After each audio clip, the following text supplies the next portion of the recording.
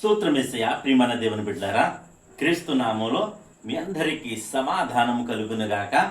ఆమె ప్రతి దినము దేవుని వాగ్దానం అనే ఆత్మీయ చక్కటి కార్యక్రమంలో మిమ్మల్ని ప్రేమపూర్వకంగా ఆహ్వానిస్తున్నాను. దేవుని బిడ్డలారా, ఎలా ఉన్నారు? బాగున్నారా? ఉదయాన్నే లేచారా? ప్రార్థన చేసుకున్నారా? వాక్యాన్ని కాసేపైనా మీరు చదువుకున్నారా? దేవుడు మీ అందరినీ మరి బలపరుస్తాడు.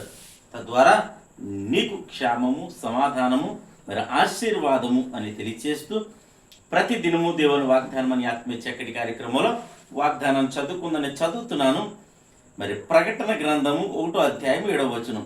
ఇదిగో ఆయన మేఘారుడై వచ్చుచున్నాడు, ప్రతి నేత్రము ఆయనను చూచును, ఆయనను పొడిచిన వారును చూచెదరు, భూజనులందరూ ఆయన్ని చూచి రొమ్ము కొట్టుకుందురు. అవును, ఆమెన్ అని మరి దేవుని వాక్యం సెలవిస్తుంది. ఈ దినం వాగ్దానం నీతో మాట్లాడుతూ వాగ్దానం ఏంటో తెలుసా? ఆయన ఆ మేఘారుడై, ఇక్కడ ఏమంటాడంటే ఇదిగో ఆయన మేఘారుడై వచ్చుచున్నాడు. దేవునికి స్తోత్రం, హల్లెలూయా. అంటే ఆయన త్వరగా రాబోతున్నాడట.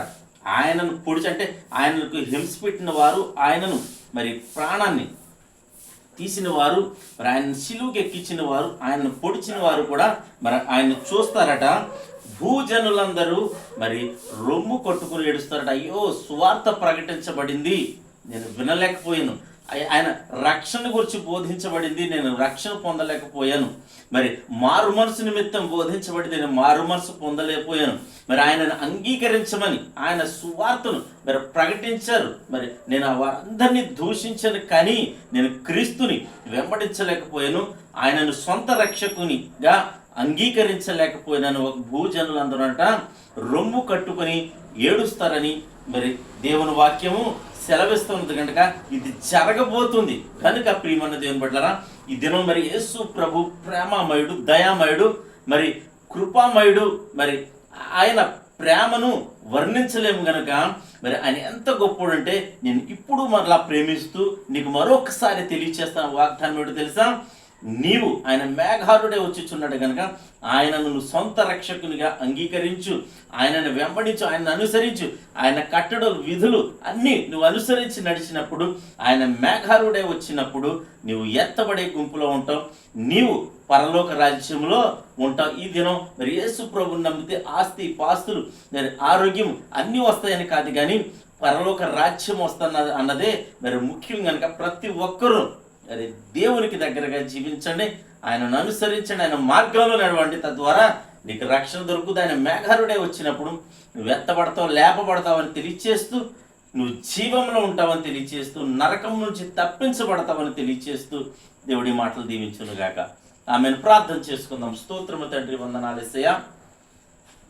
ప్రతి దినము దేవుని వాగ్దానం అని ఆత్మీయ చక్కటి కార్యక్రమంలో వివరిస్తున్న వాగ్దానం తండ్రి, ఎంతమంది ప్రజలు యూట్యూబ్ ద్వారా, షేర్ చేయడం ద్వారా, ఫేస్బుక్ ద్వారా వీక్షిస్తున్నారు, ప్రార్థనలు ఏకూపిస్తున్నారు. వారందరి జీవితాల్లో ప్రభా నువ్వు మేఘారుడే వస్తున్నావన్న సంగతిని మరి తెలియపరిచాం. ఎంతమంది ప్రజలు ప్రభా దీన్ని నమ్మి విశ్వసించి నువ్వు రాబోతున్నావని రక్షణ పొందుతున్నారు. వారందరినీ నైనా నువ్వు దీవించబోతున్నావు, లేవనెత్తబోతున్నావు. నీ రాకడలో మీరు నైనా వెత్తబడే గుంపులో ఉంచుతున్నావు, నమ్ముతున్నాము తండ్రి. నీకు స్తోత్రాలు.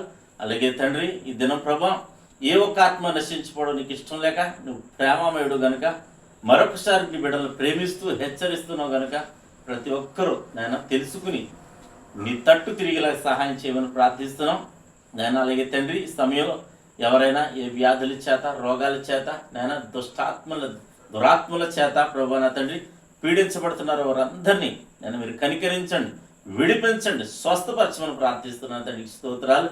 అలాగే ప్రభా నాయన వ్యవసాయాలు, పాడి పంటలు నా తండ్రి, నాయన వ్యాపారాల్లో ప్రభా ప్రతి ఒక్కరికి మీరు తోడైండమని ప్రార్థిస్తున్నాము తండ్రి. అలాగే తండ్రి, మా గ్రామాలను, మా రాష్ట్రం, మా దేశాలను కాచి కాపాడమని ప్రార్థిస్తున్నాము. మా దేశ రాజులను, అధికారులను ప్రభా, నాయకులను, మనుషులందరి కొరకు ప్రార్థిస్తున్నాం. ప్రతి ఒక్కరిని మీరు కరుణించి కృప చూపించమని ప్రార్థిస్తున్నాము తండ్రి. అలాగే తండ్రి, ఈ దినం నాయన సేవకులు ఉన్నారు, సంఘాలు ఉన్నాయి, ప్రతి ఒక్కరికి నీ కాపుదల ఉంచమని ప్రార్థిస్తున్నాను తండ్రి.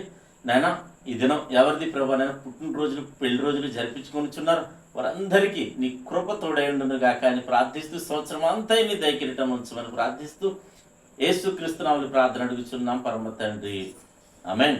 నేను నమ్ముతున్నాను ప్రియమైన దేవుని బిడ్డలారా, ప్రభు మనందరితో మాట్లాడారు కనుక ప్రతి ఒక్కరూ దేవుని చిత్తమైతే ఈ వీడియోని లైక్ చేయండి. మీరు లైక్ చేయడం ద్వారా మరి ఈ వీడియో అనేక మందికి ప్రమోట్ చేయబడుతుంది కనుక మరి మీరు లైక్ చేయండి. దేవుని చిత్తమైతే ఛానల్ సబ్స్క్రైబ్ చేసుకోండి. అదే వీడియోని షేర్ చేయండి. దేవుడు నిన్ను నీ కుటుంబాన్ని దీవించును కాక. ఆమేన్.